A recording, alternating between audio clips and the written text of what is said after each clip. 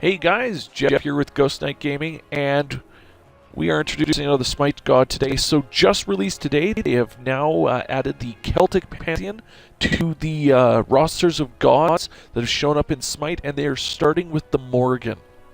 So we're going to take a look at her abilities, and let's see what she can do. So we're going to look at her first ability is Doomsayer. It's a basic attack sim passive ability. Third hit of her hit chain will explode, dealing damage to all enemies within range, and dooming all enemies. Okay. Doomed enemies take additional basic damage over time. That's actually kind of cool. Okay. Deadly aspects. Charge up. So when activated, the Morrigan begins combining the power from all three of her forms. When activated again, they simultaneously damage and stun the enemies in front of them. Okay, that's interesting. Dark Omen is a projectile. Launches a wave of dark magic at her enemies that deals damage. It applies an omen to enemy gods for 8 seconds. Gods with omens will take bonus damage the next time they are hit by any damaging ability. Wow, she's going to be able to stack up a lot of really scary damaging effects. Confusion. Creates a phantom of herself. While becoming stealth and increasing her movement speed, the phantom runs to the target area, deals no damage, will die if it takes any damage. It attacks or takes, if she attacks or takes damage, she'll be revealed and loses her increased movement speed. Changeling, since the transformation selects a god from the current match and becomes a copy of them. She copies all the current stats and may use all of their abilities for the duration. She retains her own relics and cannot use consumables. Wow. So when you really need to use the skills of somebody else, let's just do that. That's actually kind of awesome. And apparently we can up these different things. So we're going to do that.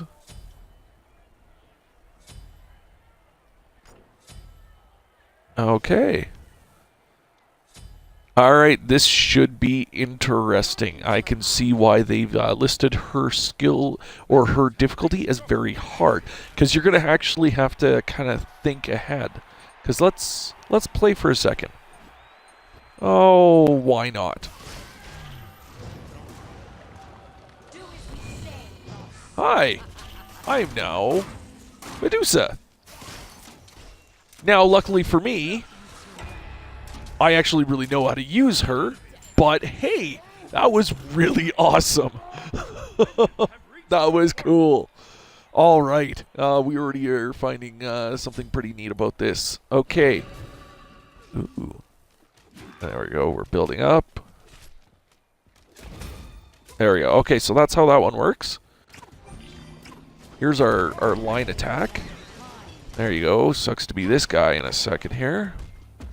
Here, have an illusion. Go chase it.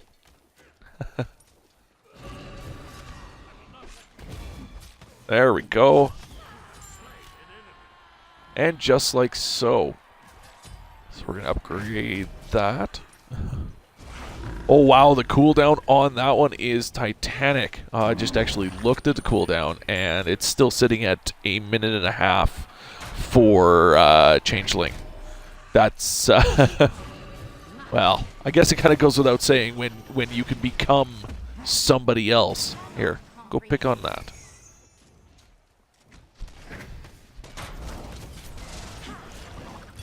All in all, her other cooldowns are actually pretty good. I'm not gonna lie. Okay, so we're gonna head back here. So there's that third hit there.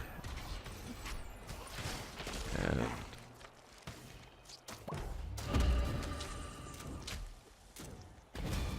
okay, do that, and then we're gonna get out of there. Okay, let's head back. So, playing with this one is gonna be kind of interesting. That changeling thing is just awesome. It takes forever to build back up, but I guess you can't really blame them for wanting to balance that out. Ooh. Okay, so we're gonna take a look. So I just reduced the cooldown to it's 10 seconds to cost 100 cooldown. So you can reduce the cooldown as the level goes up, which will make it considerably more effective. But now with my cooldown reduction, it's now at 100 seconds. So, all right. So a lot of the use I think we're going to find for the There we go. Let's up that a little bit more.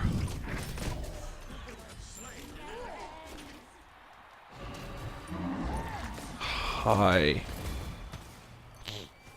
So the only thing we have to take into account, I think, that we'll sometimes make is, depending on our weapon set or our equipment set, will affect when we choose who we take over as. But I think with enough timing or planning, you might be able to turn that in a positive, depending on how you build. Because who doesn't want to be able to double Kukulkan or double Poseidon somebody? So having your other allies playing characters that you may want to add to your roster of damage could be a great a way to really stack an insane amount of damage. Okay, so you know what? Because that was fun. Let's do it again. Because, yeah, it gives me the benefits of that. So it only lasts for 10 seconds, right? But, hey, with the right timing, that is everything. Okay, we're going to take advantage of this. I'm going over there. Oh, apparently they hit me. Still got a clip in. Nice, we're going to keep working our upgrades, so I'm going to work on my cooldown of my magic for a second. So far, everything else is relatively cost efficient, so I'm actually not complaining too much about that. Obviously, the understandably large cooldown for that shapeshifter there, though, that's just, it's actually really, oh, hey. Yeah, well, let's end that little situation. There we go. Gotcha. Okay. Let's get out here and keep tussling with these guys, and let's show them what the Morrigan can do. See, that's the other option here. I can, yeah, go chase ghosts. Well, I do that.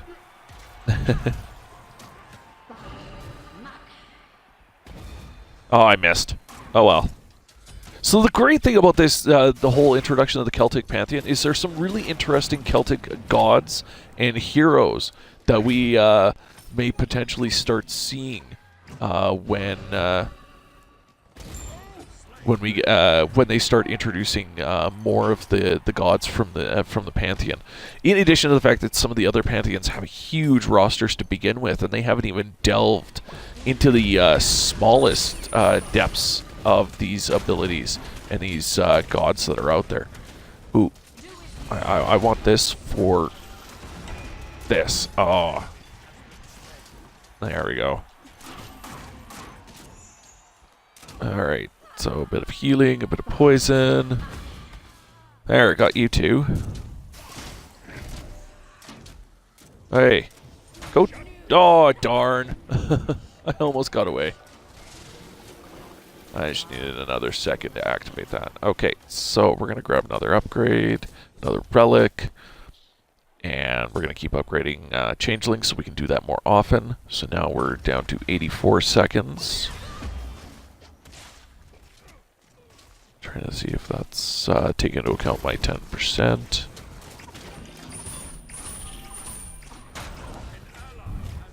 Okay. And then in a couple of seconds here, we'll get back out there and see what else we can do. So I already see where some of the work with her is. It's definitely timing your changeling, picking the right god to change into, because some of them you're not going to get the most benefit out of them. Other ones you may get a ton.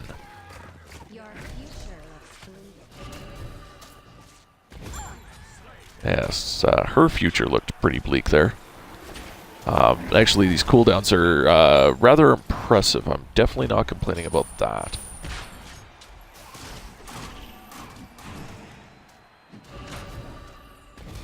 Alright, got him this time. Nope, not you. Ooh, but that's almost ready. So obviously one of the things I can do to counteract the extent of the cooldown times I have to deal with is actually alright,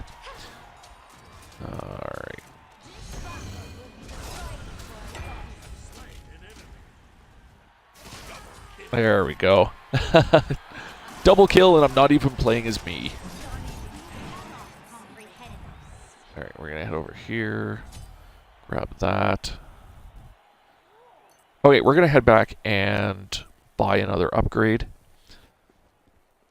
So one of the easiest ways, I think, to reduce your cooldown to get the best use out of her ultimate is actually going through this tree and buying the Spear of Desolation. The great thing about that one is if you get a kill with one of your abilities every 30 seconds or so, is how much time you have to give between them.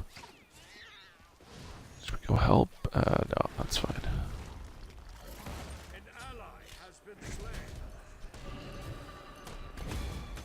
There we go. Well, some damage over time would have been nice, but anyway, basically, if you get a kill with one of your abilities, you actually reduce the cooldown for all of your other abilities by 8 seconds. So, quick and easy way to get that those attacks moving a whole lot faster. Now, certain gods, that doesn't really matter. They're fast enough on their own. But other ones, that little boost means that you're cracking off your ultimate more often than you were before.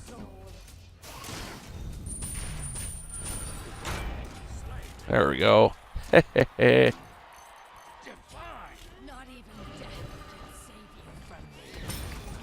we go. Deal with those guys. Ooh, let's stay away from that, because, you know, that's like me playing those kind of tricks. There we go, we got another one.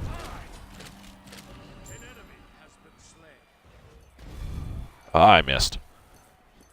I have not been targeted by a tower. I don't know what you're talking about. Whoops. There we go. See that kind of splash damage? That's the third attack actually doing its thing.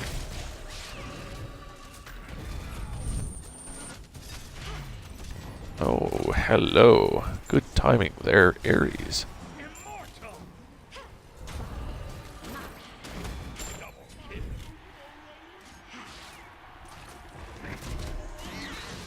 Oh, I don't want to be there. I really don't want to be there. Oh, let's go in here. However, oh. No, we're not going to waste that one then.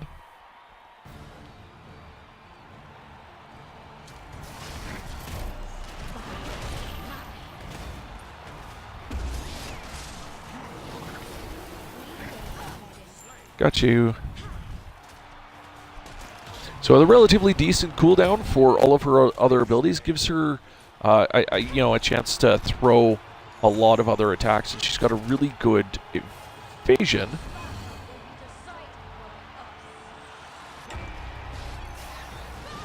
Oh, time to make a break for it.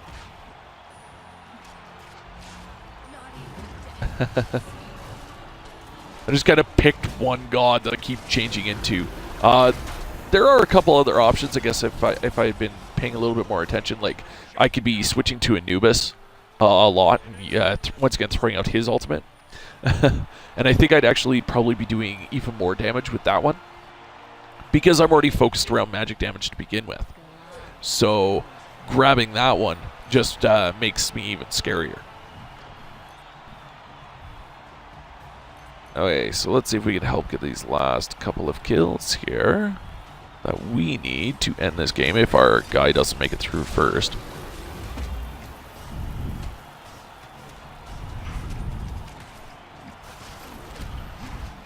No escaping.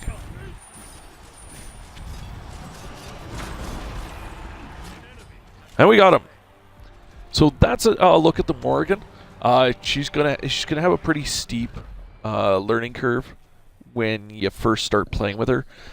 Just figuring out what you can use from her changeling ability, timing some of her attacks. You know, but she has a decent evasion. That first ability actually stuns, so that's a great extra effect to have because it's a good way to control enemies. Yeah, so all in all, a rather interesting character. I'm looking forward to seeing more of her as we progress and play more of the game. This is going to be a whole lot of fun. Hope you guys enjoyed this. Check out some of my other videos, and I will see you guys again next time.